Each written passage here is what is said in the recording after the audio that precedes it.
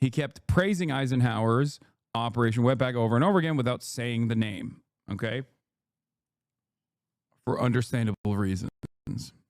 Partially because if you were to say the name openly, then people would be able to research it and figure it out for themselves, and how fucking psychotic this was. Communism. You like the weekend? Thank a union for that. Thank some communists for that, okay? It passed in the Senate with all Republican support. It initially in the House, did it get any Democrat support in the House? I think like maybe a couple. But this is in the Senate. It did not need Democrat votes to pass in the Senate. It just needed a majority. I just heard that about the Senate, and the bill just passed, and it tells you there's something for everyone. I mean, it's a great bill. There is something for everyone, and I think it's going to go very nicely in the House. Actually, I think it will be easier in the House than it was in the Senate. And just to be clear, on the Medicaid cuts, you've promised not to cut Medicaid, said this is all just targeting waste, fraud, and abuse. Are you saying that the estimated 11.8 million people who could lose their health coverage, that is all waste, fraud, and abuse? No, I'm not saying that. I'm saying it's going to be a very much smaller number than that, and that number will be waste, fraud, and abuse. And if you look, they took a much more liberal stance on the 51-50, 3 Republicans voted no. Vance was the deciding vote. I have such a big headache. I have to grab a fucking pill real quick. Medicaid situation than they could have. They had a tough stance and a weak stance. They took not a very strong stance on that to start off, and it's waste, fraud, and abuse, and everybody wants that covered. What number is that? What analysis are you seeing? I'm not seeing a number, but I know it's much less than the number you gave, and we really were very, very cognizant of three things. Social Security, we're going to take care of it beautifully. Medicare and Medicaid, and we are going to save it, whereas the Democrats are going to, you won't have it.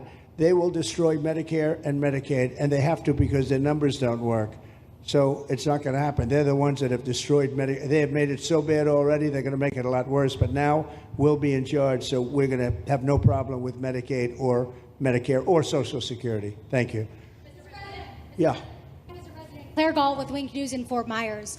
What is your direction to ICE when it comes to arresting farm workers here illegally, other workers in industries that are pretty critical to Florida's economy? Yeah. Well, we're very much cognizant of that. And as you know, I won the farmers by 92%, and I'm not going to be abandoning my farmers. We were strong on the borders, but we're also strong for the farmers and for others in the hotel industry, et cetera. You know, we have in the House vote, all Dems voted against, 2 Republicans voted against, 1 rep voted present, 2 reps didn't vote. Notably, one of those 2 is the guy who fell asleep on the House floor and missed the vote. When he says he's going to help out the farmers, he's also lying once again, because mass deportation means eviscerating a big chunk of the labor in the farms, a big chunk of the labor in the hospitality business, a big chunk of the labor in the restaurant business, a big chunk of the labor in the construction business. When he says he's going to help out farms, he means the farm owners, but even then, those are the people who are pushing back against these kinds of mass deportation policies. A lot of people don't understand that Texas, back in the day, used to have literal gangs that would hunt down marshals that were trying to implement Operation, I won't say the word, in the aftermath of the Becerra program, which Donald Trump actually kept repeating over and over again as a fantastic thing that he is going to implement here in the United States of America once again. Texas ranchers would literally roam the streets with guns to kill marshals. And the reason why they were doing that is because they did not want their farmhands to be deported. I don't know if it'll get to that level, but I think the same principle exists. And Christy and I, we'll be working with Ron and a lot of the states. We're going to work something where the farmers can be responsible for some of the people that they have people, Ron, for 10, 15 years that they know very well. We're going to put them responsible and we're going to issue a form of a card or document and the farmers are going to be responsible for these people. They're not going to have citizenship, but they'll be working, they'll be paying taxes. We need to get our farmers the people they need. Otherwise, our farmers aren't going to be able to do their land. You know, we're trying. Oh, so exactly how it works currently, except I guess like legalizing slavery, indentured servitude. Yeah. I guess that's, you know, I mean, that is what's going on currently. The ongoing migrant worker structure that exists in this country is two-tiered. You have one, documented migrant workers that work for very low pay in horrible conditions to begin with, okay? And they work through, they're seasonal workers. They come into the country, they work in the agribusiness, and then they leave, okay? But on top of that, we have already another tier that is even worse than that, which is the undocumented workers that have authorization, are waiting to are waiting for their paperwork to come in, and it never comes in, obviously, or people who are not even waiting for their paperwork to come in. They just came in illegally and have been working in these farms for years and years and years. The reason why they are kept undocumented is exactly, you're not wrong, the Dubai method. Basically, it is identical to the way in which the kafala system works in Gulf countries. You know how we talk about, like, in Gulf countries, you know, these governments will take away people's passports and make them work in these horrible conditions. It's basically the same shit. Okay?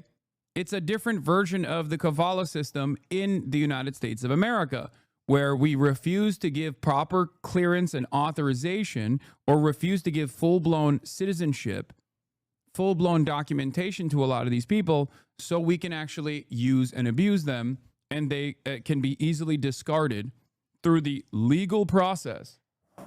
Trump himself is, of course, as a major business owner, utilized this structure as well. And that's precisely what's going on here. He's basically saying, we're going to keep some of these slaves in the farms that are undocumented. We're not going to give them citizenship, God forbid. Couldn't do that.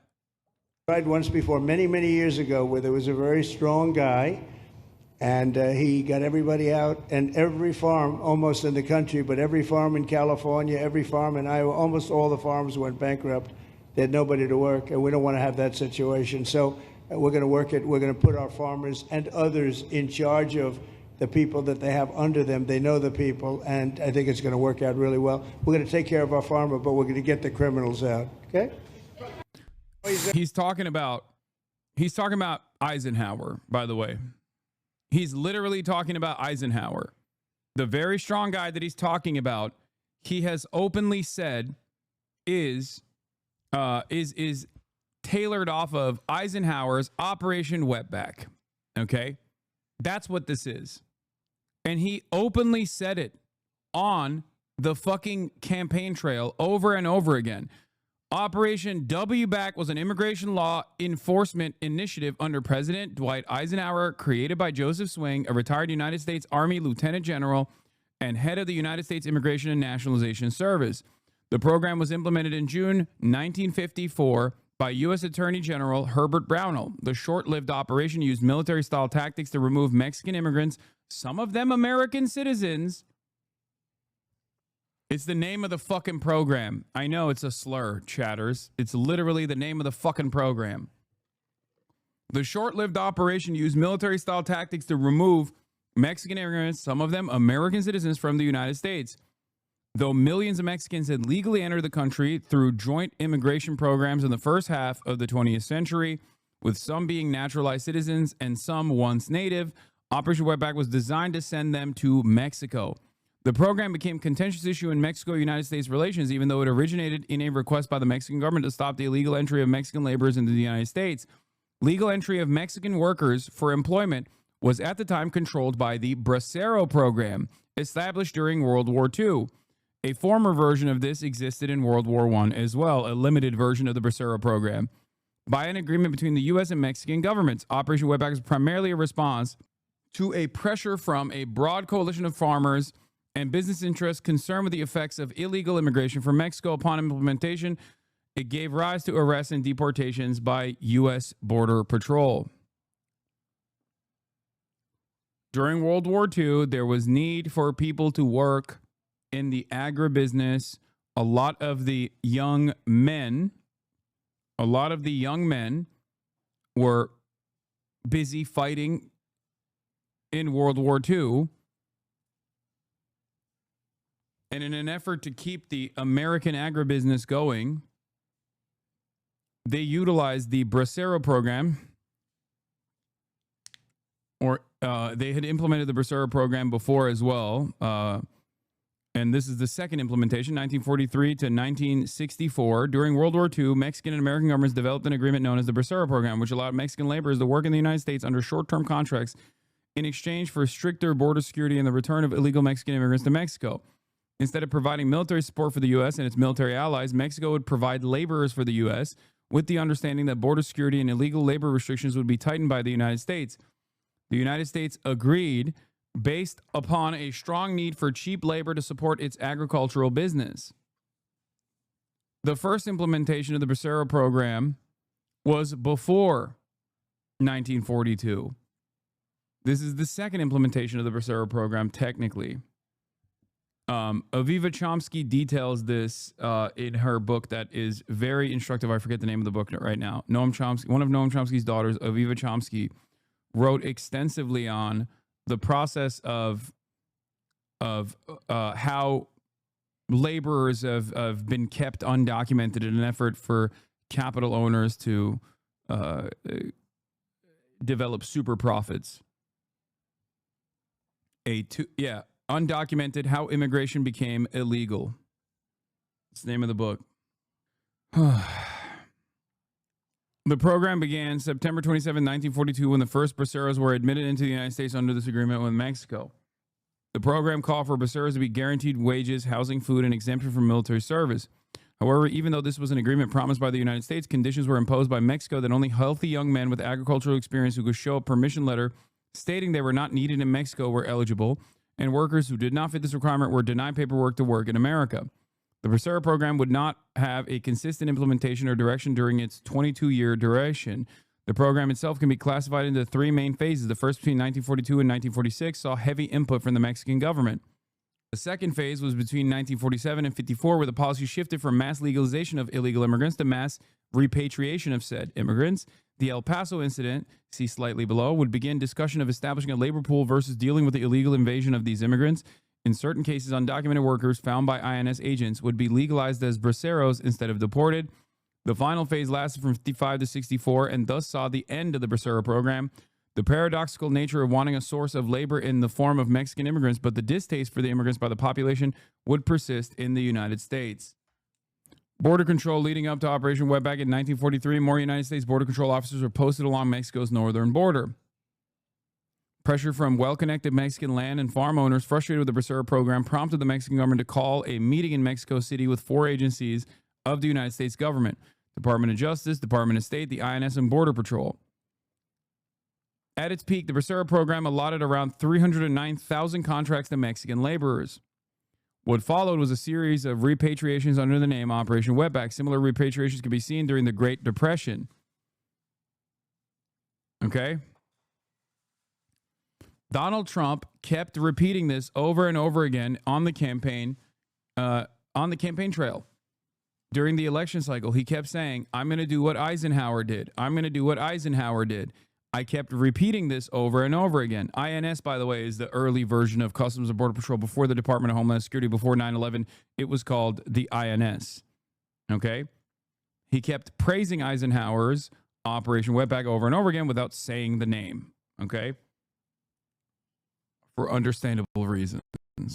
Even Trump he wouldn't say the name. Partially because if you were to say the name openly, then people would be able to research it and figure it out for themselves, and how fucking psychotic this was. Okay? That is the reason, not because he's like worried about how racist this looks. just so you know. After all, he's quite literally saying he's going to do this. Obviously, the real racist implementation of this is the fact that he wants to do mass deportations of all people working on U.S. soil.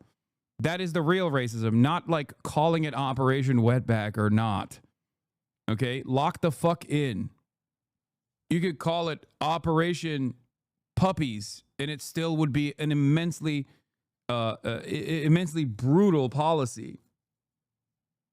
The real reason why he didn't say the words is so that people can't fucking Google it and even learn about this part of American history that many of you probably didn't know about prior to joining this broadcast, even though I have mentioned it over and over again and you probably haven't heard it before. Yeah. Trump is calling for American citizens, American nationals with birthright citizenship to also be deported. I already talked about it. We have a lot of bad people that have been here for a long time. Many of them were born in our country. I think we ought to get them the hell out of here too, if you want to know the truth. So maybe that'll be the next job.